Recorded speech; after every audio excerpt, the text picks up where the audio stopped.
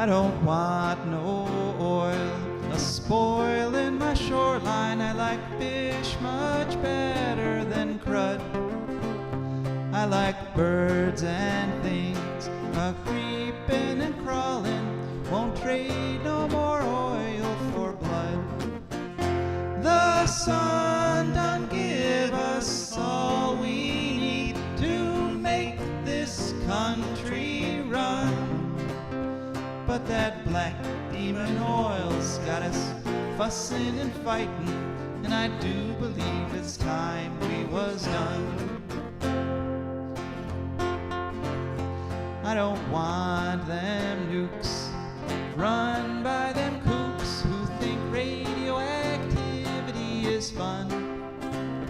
No more three-headed frogs or kids with leukemia. Nuclear power ain't fit for a dog. The sun done give us all we need to make this country run. But that nuclear power's got us fussing and fighting, and I do believe it's time we was done. No nukes! Good morning, Toledo, and good morning, Bowling Green. Good afternoon, Columbus, and hello to everyone listening on the internet, wherever and whenever you are. My name is Joe DeMare, and I am here with my enthusiastic co-host, Rebecca Wood. Yes, today Rebecca and I are going to give you another hour of wonderful radio called For a Green Future. For a Green Future is a show where we talk about ecology and the environment, and talking about it in the ways that it affects you, your wealth, your health, your happiness, the wealth and health and happiness of your friends and families, and your pets, and your fish, and your slugs, and your firefly larvae that eat the slugs, and the grown-up fireflies that, flit around in your yard, and pretty much everybody and everything, because, like it or not, we are all here on this one tiny little planet called Earth. We have, as usual, an excellent show lined up for you today. We're going to chat for the next 10 minutes or so. And then I have an interview recorded that it literally took me months to nail down this interview. Tons of emails and phone calls, and I'm very proud to have it. It's an interview with a woman named Deepa Pedmanabha, and she is one of the lead attorneys for Greenpeace. And Greenpeace is fighting a huge, tremendous lawsuit. They're being sued for $300 million by Energy Transfer Partners. Those are the villains in the Standing Rock pipeline story. And, it poses a tremendous threat to all environmental groups everywhere. And so you'll want to stick around for that interview. I saw a meme the other day that was from the point of view of a narcissist. It said, "I did something horrible to you, but now you hate me, so I'm the real victim here." Somehow that seems appropriate. Yeah, it is kind of like that, right? Yeah. As a corporation, the Energy Transfer Partners is really just kind of going off the deep end there, aren't they? So yeah. we'll hear more about that at quarter after, and then we'll hear from our advertisers and patrons, and then we'll hear from Rebecca. And Rebecca, what will you be talking to us about? Lakeside daisies versus butterweed. I don't know the difference. I tried. Okay. I can't figure it out. All right. But they are different. And it's kind of important because one of them is very poisonous. Okay. It's always good to know when things are poisonous. Yes. All right. And then ecological news. And we have a story, that should be like front page news, blow the lid off kind of story that no one else that I have heard, except for the one venue that's reporting it, has mentioned or picked up, having to do with the EPA. A lot of really intense ecological news right now. I've noticed that this period of time, like early summer to midsummer, beginning of fall, you get a fair number of environmental stories. But once we get, in an election year, once we get like about mid-September, they stop reporting on environmental stories because they don't want people basing their votes on, heaven forbid, on ecological stuff. So There's a lot to wade through this right now in terms of environmental news stories. Okay, and that will be our show. And so we're looking forward to it, and also looking forward, hopefully, to hearing from you at some point at 877-909-1007. That's 877-909-1007. And we really appreciate your calls. That's why we do this show as a live show every Sunday morning here in Toledo, because we really appreciate your feedback when you jump in. And one thing that is jumping into Ohio, and in fact most of the East Coast, you may have actually heard about this on the mainstream news, and in fact it got mentioned in Stephen Colbert's monologue one night this past week. There is a new spider jumping in to the regional ecosystems, to North America's ecosystem. It's called the Joro spider, and this is a spider which is basically as big as a dinner plate. Oh my. Yes, it's huge. And it is an interesting example of mis and disinformation being spread about this, because I've noticed that there is a pattern now. There's a tendency to minimize the impact of invasive species. In fact, the first time I heard about the Joro spider was a Facebook post that somebody said, "Oh, look at these pretty Joro spiders, don't get all upset about them. They can't hurt you, just accept them. They're coming. There's nothing you can do about it, and it's wonderful." And that sounded awfully suspicious to me. And I've been researching it since I heard about it, and there's a ton of mis and disinformation. For example, in that first post, that person said that they can't bite, and it turns out that's a lie. They have a very painful bite. Basically, if you brush up against one of the large females, they will bite you. Do the spiders not know that they can't bite? Nobody told them, Yeah. Also, these spiders are so huge that they eat hummingbirds. Oh dear. And there's a whole bunch of articles saying, oh, they don't eat hummingbirds. But there's also a whole bunch of pictures of them eating hummingbirds. News stories talk about how the jury is not in yet. We don't know if there's any kind of ecological impact. But that's because no studies have been completed yet. These things first showed up in 2010. Down there in Georgia is where they initially appeared. And nobody has researched, so they can't definitively say, yes, they eat everything. But there's a ton of evidence from gardeners, from beekeepers. Gardeners saying they've wiped out all the native orb spiders that normally are in their garden. Beekeepers saying that they set up around beehives and they eat every bee. And so what this is, it's part of a larger pattern of mis and disinformation to try to get people to not care about the invasive species problems.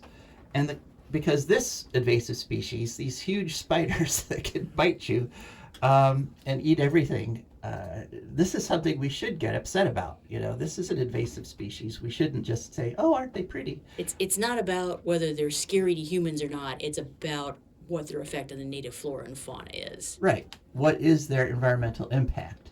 And so when you have diametrically opposed messages coming at you, there's no evidence that it hurts the ecosystem versus they're eating all our orb spiders and our hummingbirds. You kind of have to come in there with common sense and just ask yourself, does a spider which can make webs like 12 feet across and as big as a dinner plate, would that have an environmental impact? Yeah. And you kind of can say, yeah, because they have to be eating something to get that big. Anything that it's going to come in and start eating is less food for something else. That's how the ecosystem works. Exactly. And so the question that leads to is, so why is there this spin? Why are there these people that show up to say, oh, don't worry about it? And I think the answer is, this is a guess, I think the answer is that what this would do is force people to care about messing up our ecosystems. It would call for restrictions on imports in terms of you'd have to inspect every container, because even if a single container has one of these invasive species, there's sterilization procedures you can require. For example, you can heat these containers up before you ship them, and that'll kill almost all the invasive species. But these things all cost money. These things all take time. And if you're an importer, if you make your billions on those shipping containers that are crossing the planet, you don't want to spend that extra $1.50 per container, because that's billions less profit for you. But the problem, of course, is that if one of these invasive species gets over that's really destructive, like the one we reported on just 2 weeks ago, the one that's killing beech trees in North America, that nematode, the loss of beech trees is many, many billions of dollars of value. And so the fact that we imported something that is going to wipe out one of the most essential trees in North America's ecosystems, far outweighs any kind of societal benefit of being able to get cheap plastic goods in from China or Japan. So it's got to be either the importers or, unless spiders are actually lobbying Congress now and have a trade group, which is, if you think about it, even scarier than just giant flying spiders. Yeah. Oh, yeah, right. I forgot they fly too. Right? Yeah. So, but the idea is that it brings everything back to this. There's a lot of people operating under the assumption, or under the misbelief, under the fantasy that commerce is the ultimate good, that making money is like the best thing in the world and literally worth sacrificing the entire rest of the world in order to continue doing. And it just isn't. So the Joro spiders are coming, and we should be upset about it. Yeah. And the first line in that first email I saw about them was, "Don't panic." Immediately you felt like there was some missing information. Right, yeah. I'm like, panic? Why not? Why should I panic? And yeah, I think maybe I wasn't going to panic, but now I'm considering it. This might be something worth panicking about. And there's another example that I of this actually, it's a pattern. And there's an example of that. I also been talk about how eucalyptus trees in California are an invasive species. And they displace the native redwoods, and so that it makes the whole ecosystem drier, because native redwoods have the ability to harvest the water from sea fog. And so the whole ecosystem is dependent on the water that redwoods can pull out of the air. Eucalyptus trees can't do that. Also, eucalyptus trees are filled with eucalyptus oil, so they are literally fire bombs waiting to explode if there's a forest fire. But in San Francisco, there is a eucalyptus foundation. Alrighty then. Whose job is, and all they do with the money and donations they get, is promote eucalyptus trees and tell people to plant more, and make sure the redwoods don't take back the areas that the eucalyptus have forced them out of. Okay. Yeah, and so it's just an example, just like this Joro spider lover.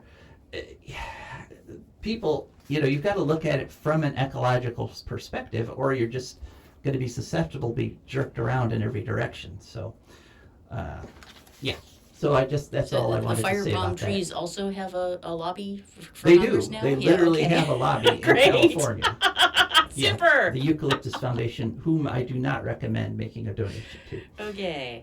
Okay, so, right, but back to this idea about commerce, and people and companies promoting commerce at all costs. And one of the companies that's most guilty of this is the pipeline company, Energy Transfer Partners. And Energy Transfer Partners, as I said at the top of the hour, is actually suing Greenpeace for $300 million. And if they succeed, it could literally wipe out all environmental organizations in the United States. So it's a very important interview that took me months to set up, and so let's head for that interview. Welcome to For a Green Future. Could you please start with your name and your position in Greenpeace? Yeah. My name is Deepa Pedmanabha, and I am currently a Siegel legal advisor to the boards of directors for Greenpeace US and Greenpeace Fund. All right, well, welcome to For a Green Future. And before we talk about the lawsuit, could you please give us some background on Greenpeace? I mean, you folks have been around for a while, haven't you? Yeah, no, I'd love to. So I work for the US office. So just so folks know, Greenpeace is actually a network of independent organizations across the world. So we have several offices. I'm sure people are familiar with Greenpeace in different countries in Europe, different countries in Africa. So we're all independent offices. And we're a global network, a global campaigning network. And as you mentioned, yeah, we have been around a while. We go back to 1971, and that's when a group of activists, set out on a fishing boat to try to stop the U.S. military's underground nuclear testing at an island called Chitka, which is right off the coast of Alaska. And that's really where the idea of bearing witness, of nonviolent direct action became a part of our DNA and really continues to guide all of the work that we do now. Oh, that's great. Yeah. Glad you've been around. Many people consider this something called a SLAPP lawsuit. That's SLAPP. Could you tell us what that means and give us some recent examples of SLAPP lawsuits? Yeah, so SLAPP stands for Strategic Lawsuits Against Public Participation. And what these lawsuits are their attacks on First Amendment rights to free speech and assembly. And so when somebody, a corporation or a person with deep pockets doesn't like what, a critic has to say, they often file these types of lawsuits. And the important thing to know is that the intent of filing these lawsuits is not actually to win in court. It's really to sue people into silence just because of the amount of resources it really takes to fight these lawsuits. And, SLAPPs are really a growing threat to organizations, to activists, and to everyday people who are just fighting to protect their basic rights to clean air and clean water. And one of the other interesting things about SLAPPs is you often don't hear them. The fights are really designed to be in silence. And because most SLAPPs are filed against everyday people, they generally don't make the headlines. And we have actually an anti-SLAPP coalition that was formed when the first Greenpeace suit was filed, which I'll get into in a minute, called Protect the Protest. And it's protecttheprotest.org. And we have a whole tab of stories so you can really get to know the stories of everyday people who are just doing their jobs or trying to protect their homes and how they were hit with these types of lawsuits. So I know we're going to get into one of the lawsuits we're currently fighting, but I thought I would just quickly highlight that Greenpeace has been entangled in two massive lawsuits since 2016. The first lawsuit was filed by Resolute Forest Products, which is one of Canada's largest logging companies. And they sued us after we had a public campaign that exposed their unsustainable forestry practices. And a lot of similarities. It was the same law firm that brought the Resolute suit and brought the Energy Transfer suit. And one of the scariest things that both cases had in them were allegations of RICO, or the Racketeer Influenced and Corrupt Organizations Act. So basically what these corporations were saying was that our advocacy work was the same as work for organized crime.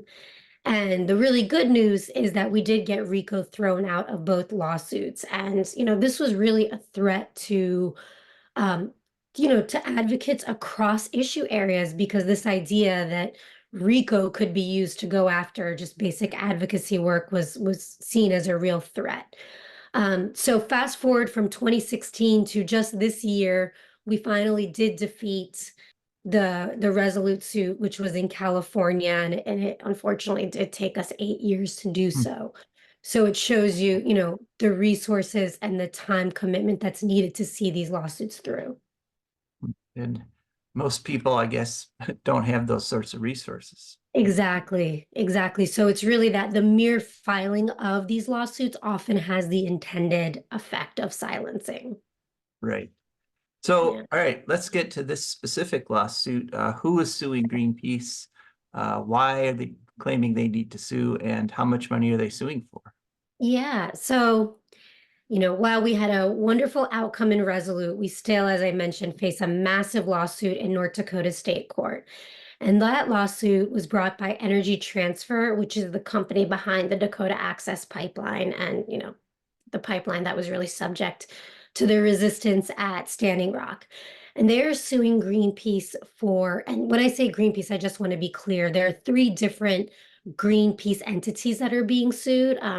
That is two entities in the United States, our 501c4, which is Greenpeace Inc., our 501c3, which is Greenpeace Fund, and they're also suing Greenpeace International, which is based in Amsterdam.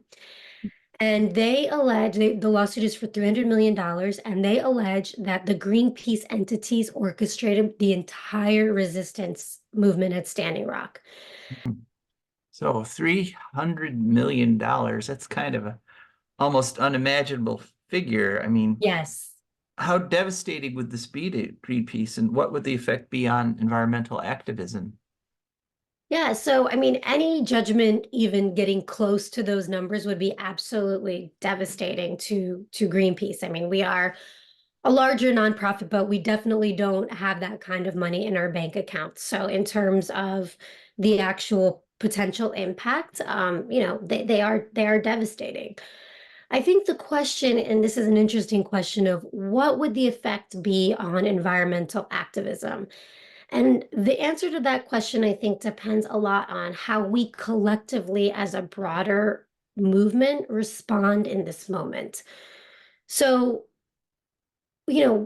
how will companies, we know that other companies are looking at this and they're looking at, of course, what happens in the courtroom, but they're also looking to how other organizations and activists are going to respond. Will this have the intended chilling effect?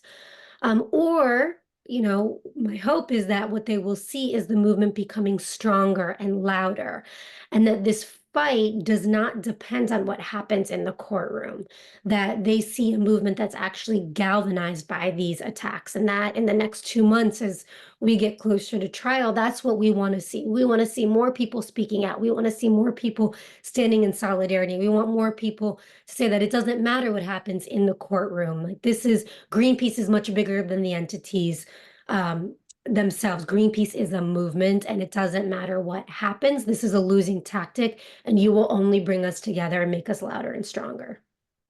All right. Well, and speaking of that, this is sort of a broader attack on protest itself, I think. And the whole country supported the protests at Standing Rock. I mean, Right. I stand with Standing Rock.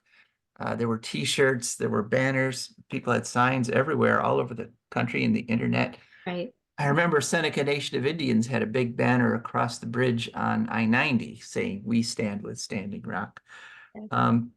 So why is Energy Transfer trying to rewrite this as some kind of Greenpeace conspiracy?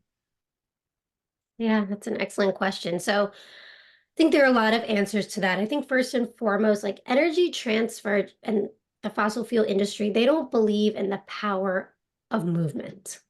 They don't believe in the power of solidarity. I think that they truly believe that for Standing Rock to become what it was, there had to be some really big organization pulling the strings, right? Paying people, orchestrating it in its entirety. I don't believe that they think that people could come out on their own volition, on their own commitment to the cause. There had to be somebody or some massive group, and they picked Greenpeace. Greenpeace, if they can kind of take down Greenpeace, if they can silence Greenpeace, if they can intimidate Greenpeace, I think the idea is that then who's going to come out and protest, right? Everybody will be intimidated if that chilling effect is successful. And so going back to the last question, that's why it's so critical how we respond at this time. Because if they can scare an organization like Greenpeace into silence, who else will dare protest? So I think there are multiple reasons why they're going after Greenpeace. But I do think that as a whole, there is this idea that somebody had to be orchestrating this. And the truth is if in the next project, a company has to face a resistance like they did at Standing Rock, that is a real threat to business as usual.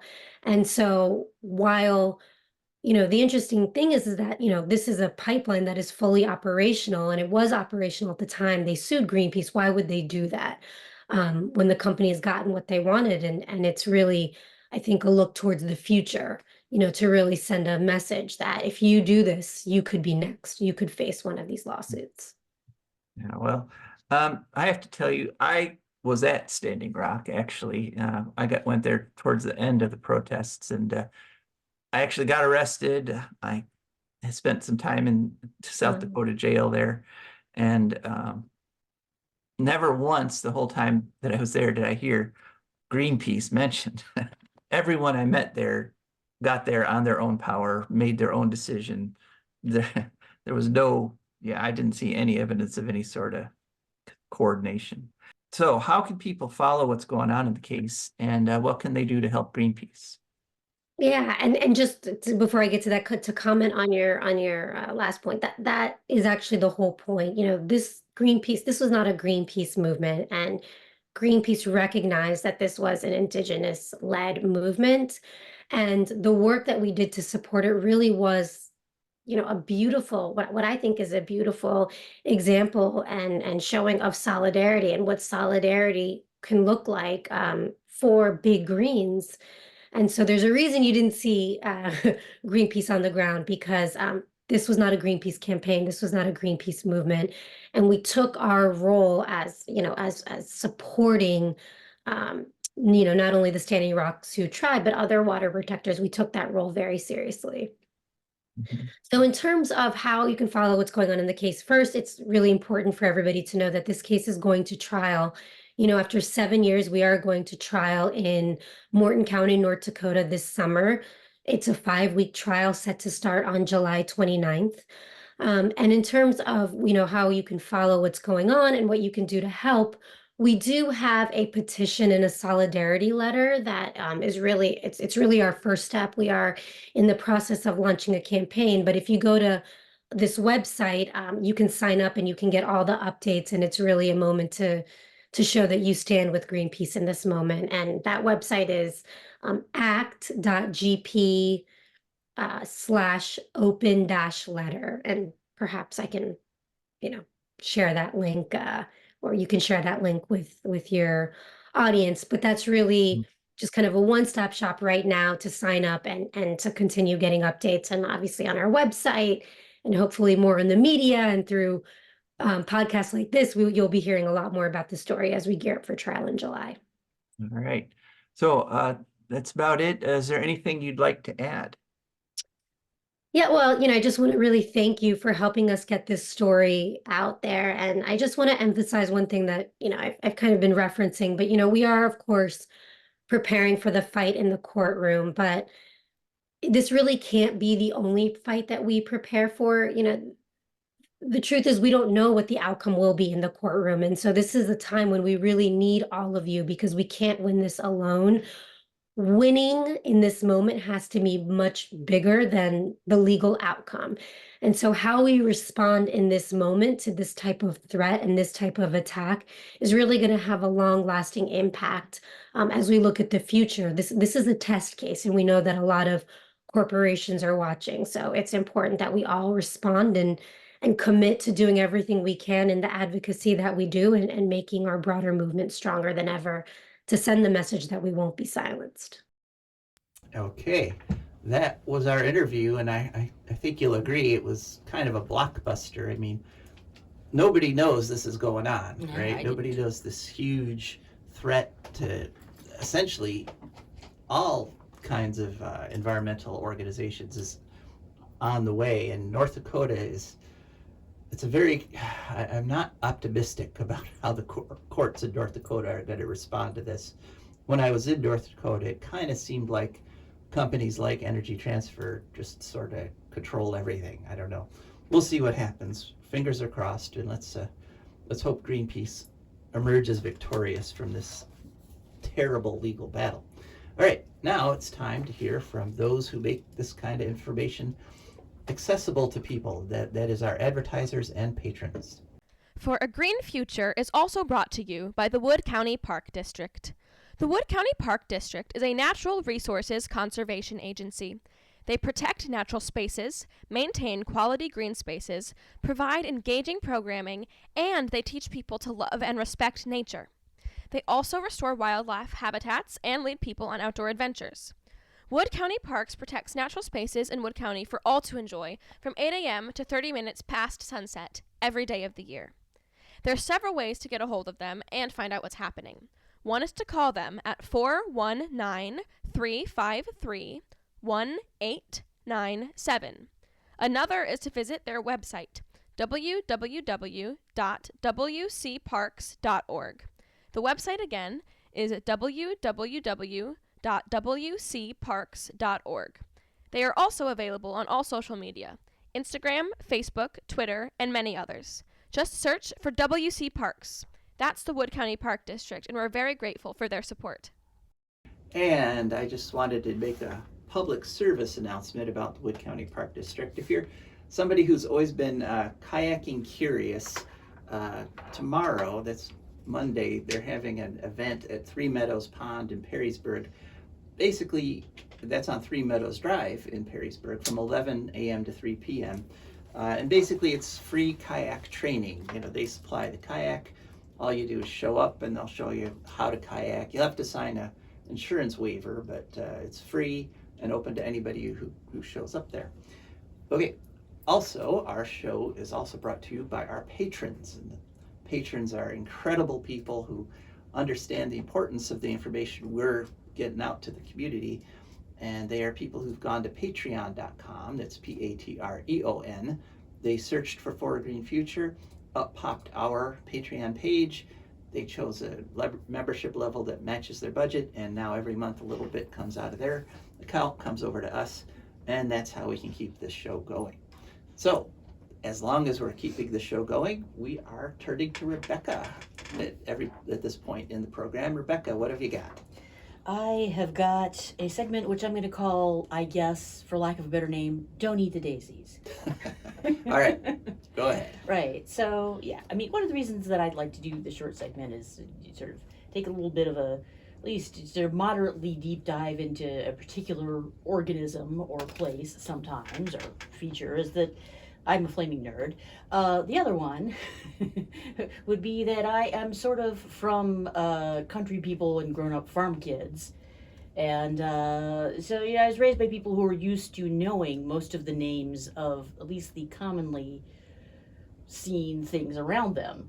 Mm-hmm. I know people who are from the suburbs who really don't go very much beyond, oh, that's a tree, that's a flower, which is weird to me. And I feel like we need more of this, you know, to understand what's in our environment and how it's interacting, and including me. I need more. I need more, no more things. So yeah, today, especially like during the summer, since it's summer, I'm going out and I'm seeing more plants and animals and things, and wanting to do more local stuff because I'm finding things that I want to know what it is. So a couple days ago, I went swimming at Marblehead at the East Bay State Park, and I saw a sign for something called the no, it wasn't a sign. I looked up Marblehead Peninsula and on my phone while we were driving away, and it said that there is a lakeside daisy wildlife sanctuary there. Uh-huh. And the lakeside daisy is really only found in a few places in the Great Lakes, around the Great Lakes, and that's one of them. It's one of the few places in Ohio where they exist, in fact. So yeah, then I was a friend of mine was posting some kind of yellow daisies, and I looked at them. I thought, oh, maybe it's lakeside daisy, but they thought it was a butterweed instead. So then it occurred to me, what is the difference between the two plants? Without getting into stuff like, you know, hairy peduncles and other stuff that is really technical, I don't know. Generally speaking, the butterweed looks taller and sort of shaggier and lumpier. Okay, all right. Unless, of course, but you know, then there's sort of dwarfism, which if you cut a lawn a lot, sometimes something can start growing smaller. So I feel like that might not be 100%. Yeah, so just don't put any of them in your mouth. So yeah, the lakeside daisy, according to the Ohio Department of Natural Resources, is the Tetranurus herbacea in the aster family, daisy family. It's endangered, it's a perennial, and it blossoms in April and May. And it only exists in Ohio, the Upper Peninsula of Michigan, and an island, I think. One peninsula and an island in the UP. Many places Ontario. Ontario is doing pretty good trying to bring it back, and 2 counties in Illinois that are close to, you guessed it, the lake. So yeah, in Ohio, they're basically just on the western end of the Marblehead Peninsula in Ottawa County, and also they've been probably introduced to Kelly's Island in Castalia. So they're kind of hanging on. Some of their threats are overgrowth by other wood species, like from succession. Like first, they're kind of a disturbed area plant that likes to grow in when the soil's already been broken, and then as things start to as the forests start to grow up and the land starts to recover, it's not as good as a place for lakeside daisies, apparently. Also, tourism causes trampling and compaction of soil, and there's a danger of over collection by people collecting them and trying to move them other places, for example, if you're not very careful. So that is lakeside daisies. They are on yellow, basically. They got yellow center, yellow petals. Butterweed looks almost exactly the same, as far as I can tell. Okay. But only it's in a different, it's also in the daisy family, only it's Picara glabella. So it's in a whole different genus. It's native to the central and southeastern North America. It is a native species, but, quote, it spreads aggressively and therefore is considered invasive. I guess. It's also poisonous to humans and horses and cattle. Likes clay loam and disturbed areas and floodplains. And so its status is secure worldwide.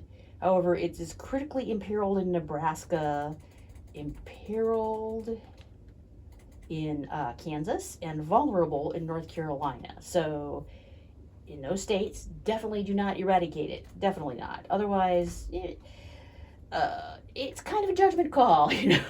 Maybe call your local agricultural extension. I don't know. Find out if this is part of its historic range or not. Find out how much is too much butterweed. I don't know. It's a complicated question. But yeah, according to a guy named the Woodland Steward, who does videos on YouTube, it is spreading in Ohio to areas where it is not traditionally inhabited. They think this might be because of no-till agriculture and increased use of herbicides that's killing off other stuff, maybe. And maybe the tilling was breaking it up somehow. I don't know. It's a winter annual, and in the winter it releases these fluffy, floaty seeds, which then just sort of plant themselves and sprout in the fall and grow all through the winter. So that's kind of cool. But yeah, sometimes you really got to know what you're doing with this environmental stuff, and might need an actual botany degree or something to make the final call, So in the meantime, in the words of Doris Day, don't eat the daisies. In case it's a butterweed. Right, the yellow on yellow. Yeah. Now, I have eaten the regular old white petal yellow center daisies. Right. Those are kind of tasty. Okay. But now that I'm very glad to know. Yeah. Don't eat the yellow on yellow ones. No. Okay. Well, thank you, Rebecca. Something very bad might happen or not. Kind of flower roulette.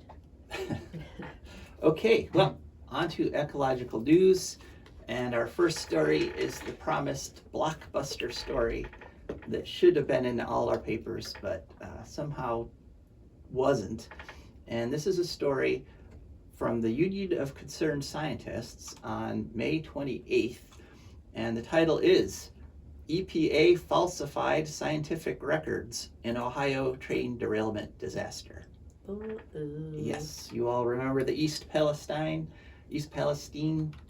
train derailment. It had the vinyl chloride and the whole explosion and things, and the giant black mushroom cloud of vinyl chloride soot.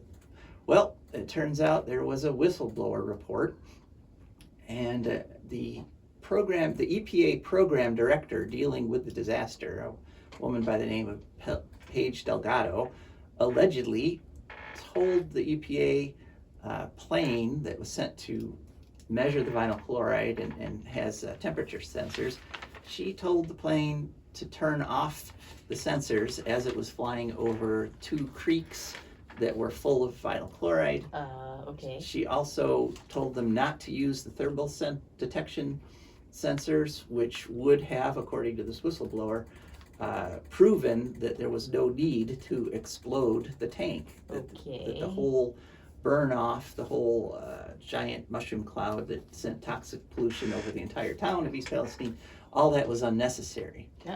And because they didn't share the data, because they weren't looking for the data, this huge mistake was made. And regular listeners to the show, longtime listeners to the show, know that we actually went to East Palestine and reported on there from there. And by we mean Joe. Yeah.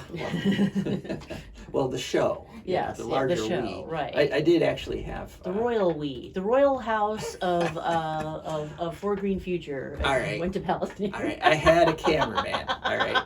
There was somebody else there. It wasn't just me. I'm just making fun of Joe now. Thank you. All right. So, anyway, we detected vinyl chloride with our bodies. Okay. Yes. Yes, we had headaches. We felt nauseous.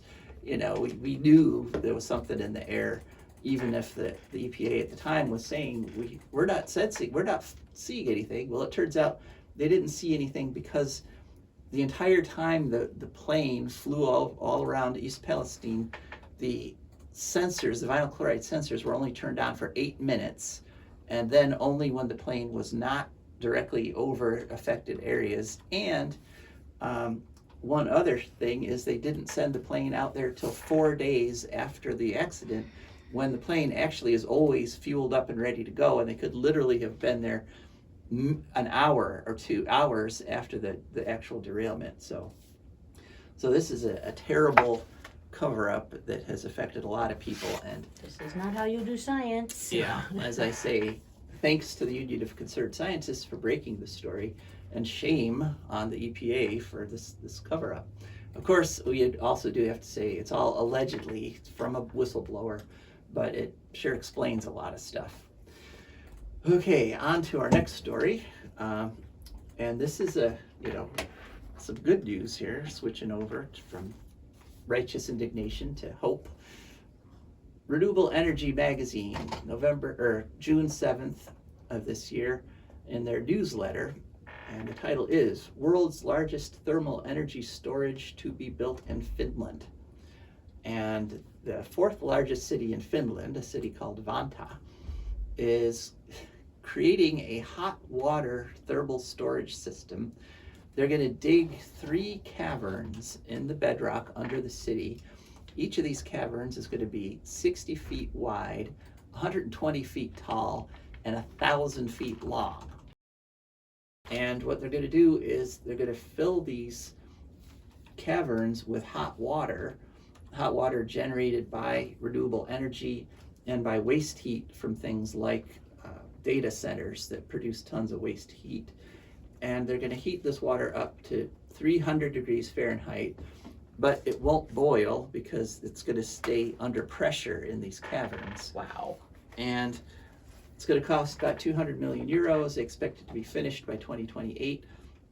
And when it's done, this will hold 90 gigawatt hours of energy, which is just a mind-boggling amount of energy. A nuclear power plant puts out about 1 gigawatt.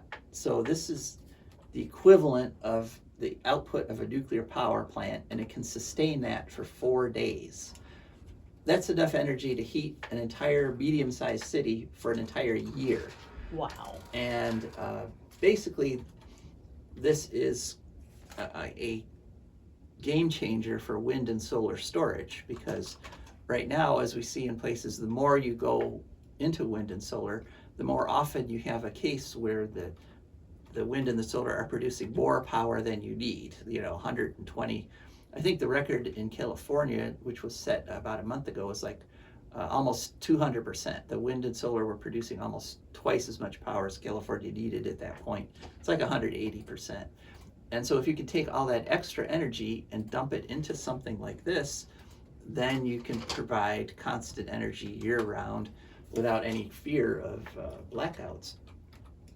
Now, this is an experimental thing. I mean, we got to answer some questions like, will this affect the bedrock? I mean, it's possible. You've got hot water under pressure. It might cause cracks or something like that. They don't think so. We don't know because it hasn't been done yet.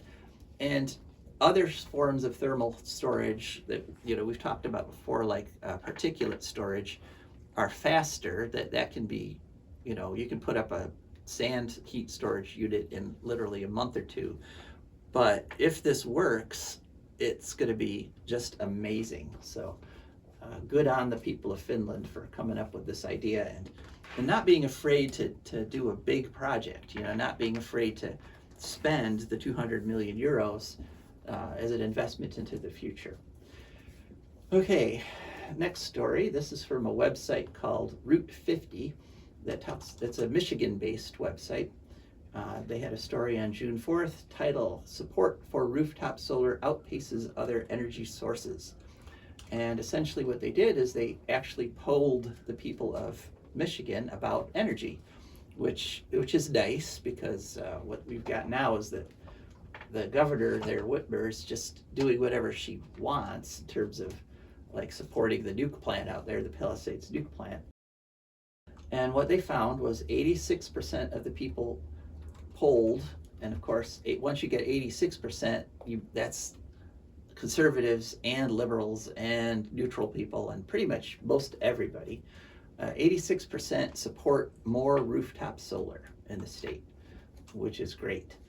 42% support building new gas plants, natural gas plants, which is not that great. I mean, it's less than half, but it's still more than I would like to see.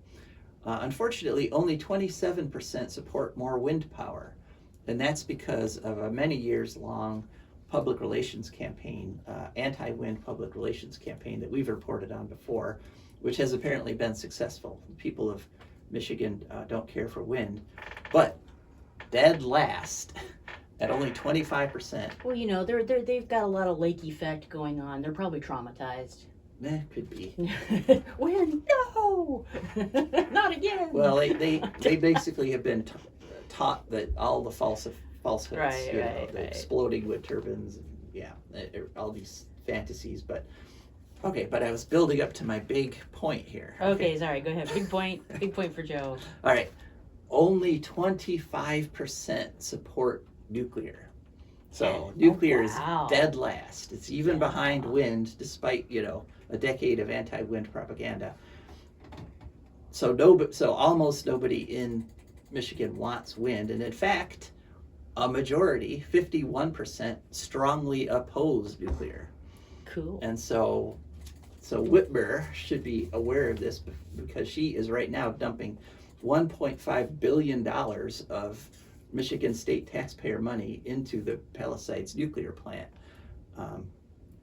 Now, interestingly, at the same time, she got some money from federal sources. That's 15.6 million into solar.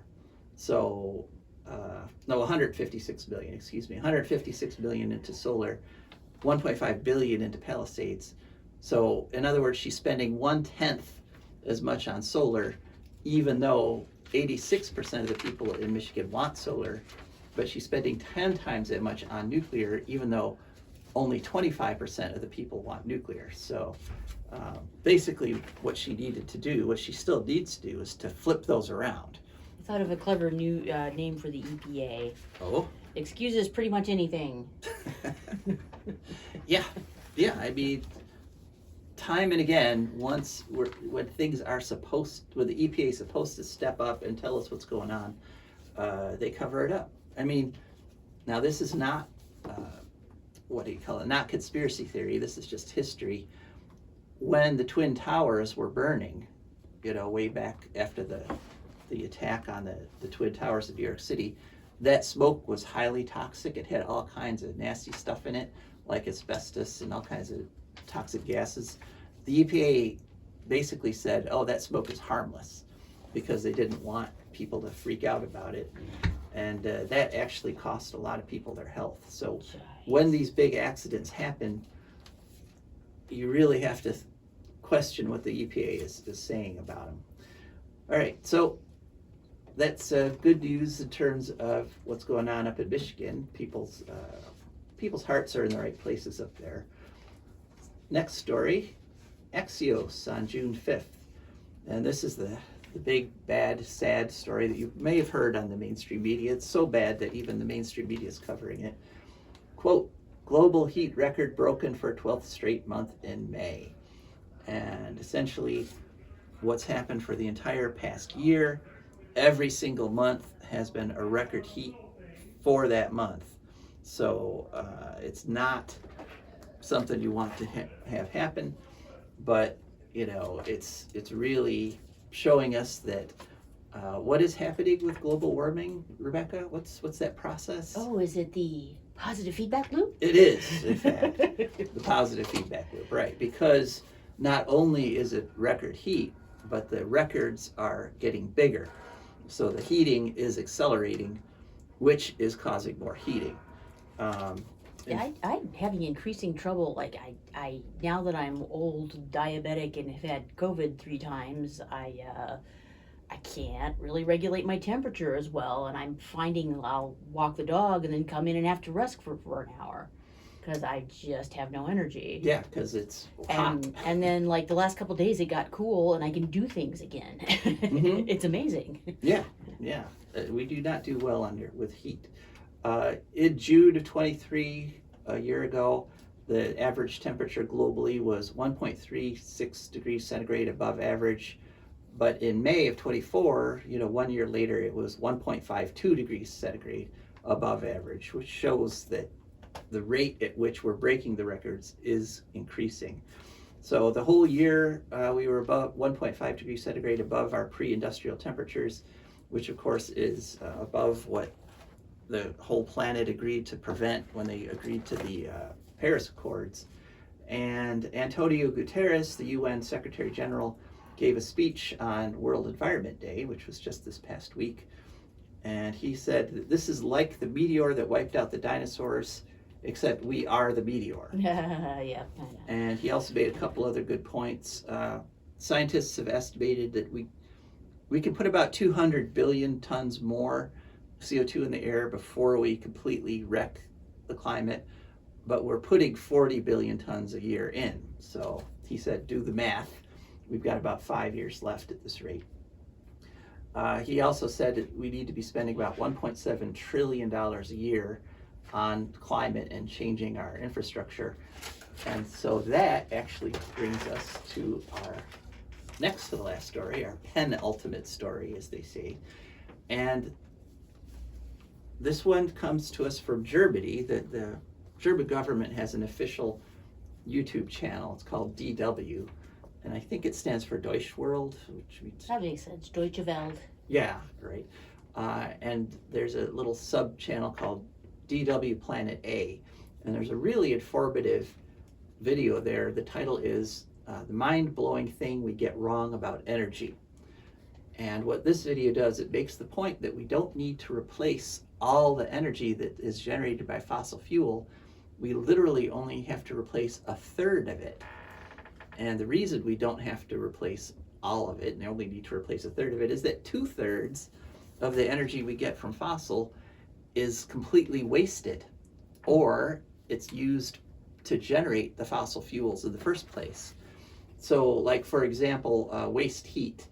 Like most of the energy you put into your car, like when you're running your car on gas, only 20% of the energy you put into your gas tank moves the car. 80% of the energy gets wasted as heat. Wow. There's also the mining and the drilling that takes energy. There's also the transporting. 1/3 of all shipping are boats filled with coal and oil and fossil fuels. So if we manage to stop using fossil fuels, that cuts the amount of shipping we have to do by a third, just like that. Fossil fuels, it turns out this, what they call rejected energy, is about 80% of the energy that fossil fuels have in it gets spent as this wasted, rejected energy. And so if we switch from fossils to wind and sun, now we only need to provide a third as much energy. And another example they give is an electric car. Like I said, when you put gas in your car, you only get 20% of that energy. When you use an electric car, 90% of the energy you put in there when you're charging it is used to move the car. So that is some good news, and it does make it seem much more possible that we might survive this existential crisis, this meteor that we are, aiming at the planet ourselves. And so final story, I wanted to end on an upbeat note. That this one is in futurism.com. They have a newsletter called The Bite on June 4th. And the title is Scientists Find Plastic Eating Fungus Feasting on Great Pacific Garbage Patch. And it's by a woman named Maggie Harrison Dupree. And essentially they've discovered a new fungus that eats plastic that's in the ocean. And you don't normally think of fungi being in the ocean, right? Because you think of them as like growing on the ground and producing mushrooms and stuff. But the ocean is actually full of fungus. Wow. Yeah. And you're probably familiar with the Great Pacific Garbage Patch, which has millions of tons of plastic floating around in it. And this fungus is one of 4 that they found so far that can digest plastic. This one it's called Parangidontonium album, or just P album, and it specifically can eat polyethylene that's been exposed to ultraviolet radiation, because the ultraviolet radiation kind of pre-digests it, it kind of breaks it up a little. And unfortunately, it doesn't do it very quickly. It reduces it by about 0.05% per day, but it's just a reminder that nature can heal if we stop poisoning it, if we stop putting the 11 million metric tons of plastic we do every day into the ocean. Eventually the ocean will clean itself up, even if we never step up and do it ourselves. But that's it for this show. Wow, we sure covered a lot today. We did. Thank you so much for listening. I really appreciate you folks, and please consider becoming a patron of For a Green Future. This is Joe DeMare. And Rebecca Wood. And we are signing off.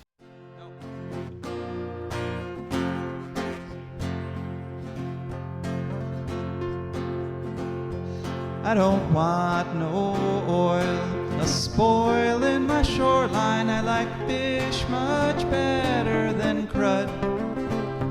I like birds and things a creeping and crawling. Won't trade no more oil for blood. The sun done give us all we need to make this country run. But that black demon oil's got us fussing and fighting, and I do believe it's time we was done. I don't want them nukes run by them kooks who think radioactivity is fun. No more 3-headed frogs or kids with leukemia. Nuclear power ain't fit for a dog. The sun done give us all we need to make this country run. But that nuclear power's got us fussing and fighting, and I do believe it's time we was done. No nukes!